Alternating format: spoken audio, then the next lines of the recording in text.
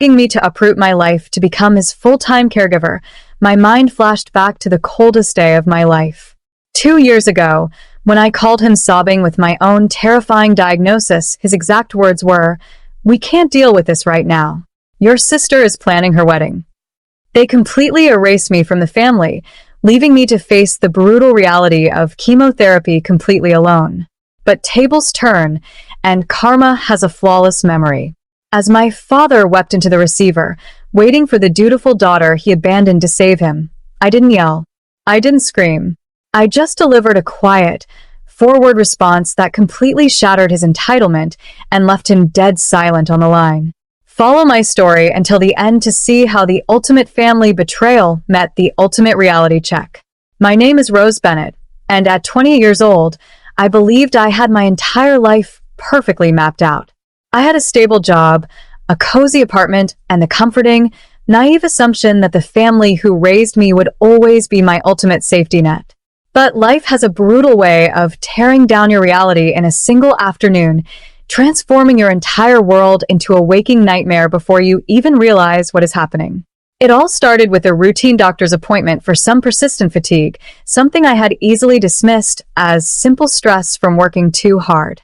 Instead, I found myself sitting in a sterile, freezing oncology office, staring at a doctor whose expression instantly made my stomach drop. He didn't smile.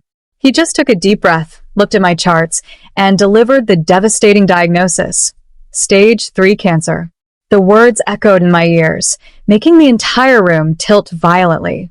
In an instant, my youth, my future, and my sense of security vanished, replaced by an overwhelming, suffocating terror that left me gasping for air.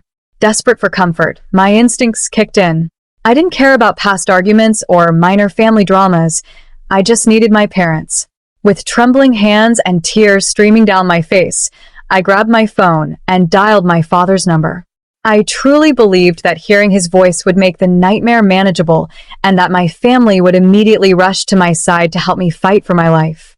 The phone rang 3 times before my father finally picked up. I couldn't even choke out a normal greeting. The words just spilled from my mouth in a desperate, sobbing rush. I told him about the oncologist, the stage 3 diagnosis, and the aggressive chemotherapy treatments that were scheduled to begin the very next week. I waited, holding my breath, fully expecting him to tell me that everything was going to be okay and that he and Mom were getting into the car right then. Instead, a heavy, suffocating silence stretched across the line. When he finally spoke, his voice wasn't filled with panic or heartbreak.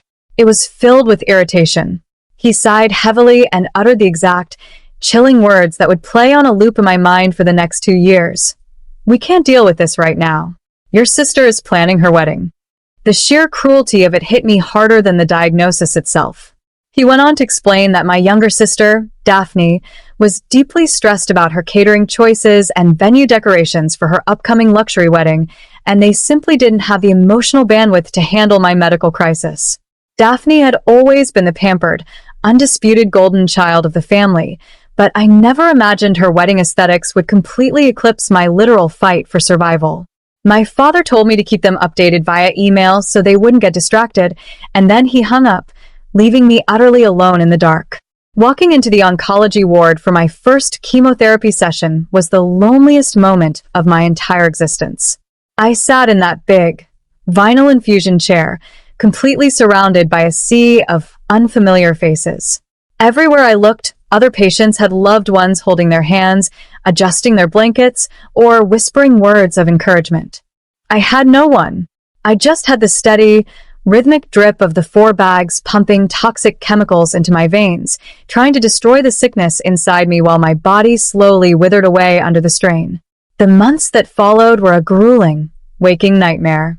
My hair fell out in heavy clumps until I was forced to shave my head, my weight plummeted, and the constant, overwhelming nausea left me too weak to even lift a glass of water some days. Through all of that agonizing physical suffering, the silence from my family was absolutely deafening. Months flew by, and not once did my father, mother, or sister call to check if I was still breathing. They didn't send a single text message or card. But as I lay in my dark apartment, facing the fire completely by myself, something profound began to shift deep within my soul. The crushing sadness and the agonizing pain of their rejection slowly burned away, replaced by a hardened, fierce inner strength. I realized I didn't need their conditional love to survive. I became my own anchor, fighting for my life with an absolute, unshakable self-reliance. 2 grueling years after that initial, terrifying diagnosis, I stood in my doctor's office waiting for the results of my final scan. My heart pounded against my ribs as he walked in, but this time, a wide smile broke across his face. He looked at me and delivered the most beautiful words I had ever heard in my entire life. I was completely cancer-free. The heavy cloud of sickness that had dominated my youth was finally gone.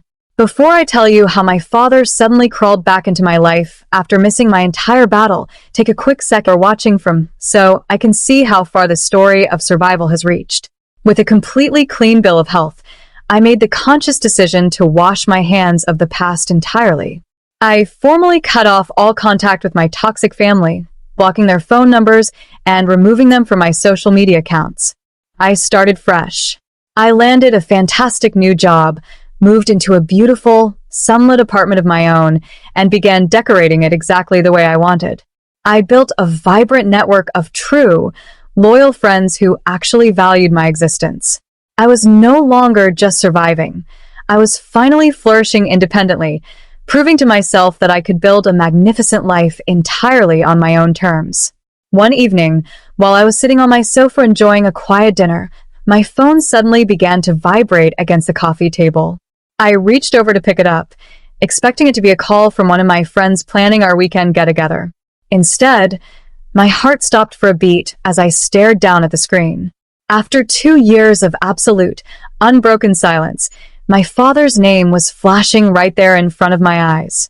A wave of old memories washed over me, but I kept my composure, took a deep breath, and answered it. The moment I pressed the receiver to my ear, I didn't hear the cold, arrogant voice I remembered so vividly. Instead, I heard the sound of heavy, breathless sobbing. My father was weeping uncontrollably on the other end of the line. Once he finally managed to catch his breath, he revealed that he was facing a severe, sudden medical crisis of his own that had severely limited his physical mobility and left him completely desperate. As the conversation went on, the real truth behind his unexpected call finally spilled out, and it highlighted the ultimate family betrayal. He explained that my younger sister, Daphne, the precious golden child whose luxury wedding had completely eclipsed my fight for life, had completely refused to help him or let him move into her guest house because she claimed it would utterly ruin her upscale lifestyle. My parents had exhausted all their savings on her lavish wedding, and now they had absolutely nothing left. He explicitly told me that he expected me to pack up my things, move back into their house, and become his full-time, live-in caregiver because, as he put it, I already knew what it was like to be sick. I sat there in the quiet of my living room, listening to the man who had abandoned me when I was at my absolute lowest point. The sheer audacity of his entitlement was staggering. He didn't ask how I was doing, he didn't apologize for the years of neglect, and he didn't express an ounce of remorse for leaving me to face a deadly disease completely alone. Instead, he simply switched his demands from Daphne to me, explicitly telling me that it was my moral duty as his oldest daughter to completely forgive the past, forget what they did, and come take care of him now that he needed it. As his demanding words echoed through the speaker, I felt an incredible, overwhelming wave of calm wash over me. The old, painful anger that used to keep me awake at night simply melted away, replaced by the profound realization that the power dynamic had completely shifted. I was no longer the helpless, broken girl begging for her father's love and protection. I was a strong, fully independent survivor who held every single card in her hand. I waited patiently for him to finish his frantic, desperate pitch, refusing to let any trace of bitterness or rage dictate the tone of my voice. I took one long, slow, deep breath, letting the silence stretch between us until he finally stopped talking, waiting breathlessly for my compliance. Then, with total clarity and unmatched confidence, I delivered the devastating, precise forward response that completely shattered his fragile ego and left him utterly speechless on the line. Call your favorite daughter. I hung up before he could say another word. Hanging up that phone brought me a sense of absolute, profound peace that I hadn't felt in years.